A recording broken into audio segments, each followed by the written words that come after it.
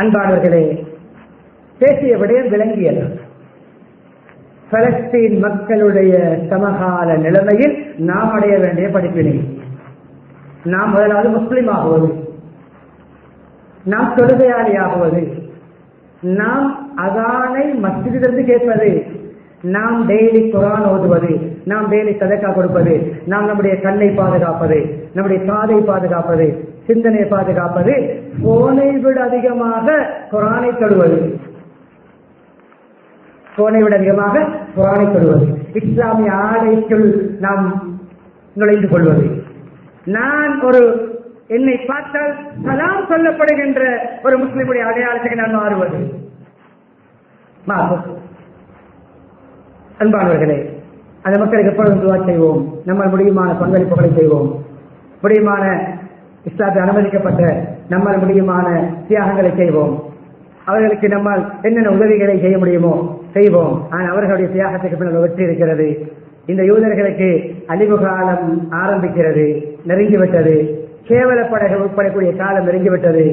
கியாமத் நாள் நெருங்கும் பொழுது மிக கேவலப்படுவார்கள், அங்கலாய்ப்பார்கள்.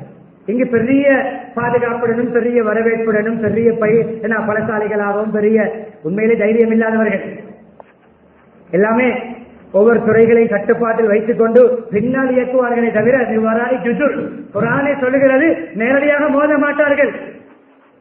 நேரடியாக மோத தைரியம் இல்லாத கோழைகள், வாய்ச்சண்டியர்கள், காட்போர்ட் வீரர்கள்.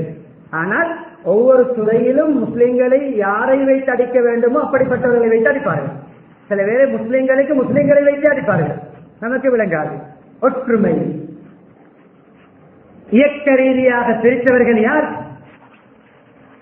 கொள்கை ரீதியாக இஸ்லாத்தை அப்படி பகை வளர்த்தவர்கள் யார்?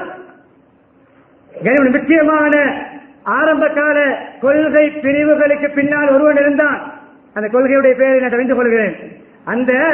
அந்த காலத்திலே சாபாவுடைய பிள்ளைகளுக்கு மத்தியிலே கருத்து வேறுபாடு வந்த பொழுது அதை ஊதிவிட்டவன், அதைக்கு பெட்ரோல் ஊற்றியவன் என்றால் என்ன, பற்ற வைத்தவன், இன்னும் அதை வளர்த்து முஸ்லிம்களை அப்படியே பகையுள்ளவர்களாகவே 2 குழுக்களாக பிரித்தவன் யார் தெரியுமா? அவருடைய பெயர் அப்துல்லா தான். அவருடைய தந்தையுடைய பெயர் சபா. அப்துல்லா என்ற பெயரில் வாழ்ந்த ஒரு யூதன்.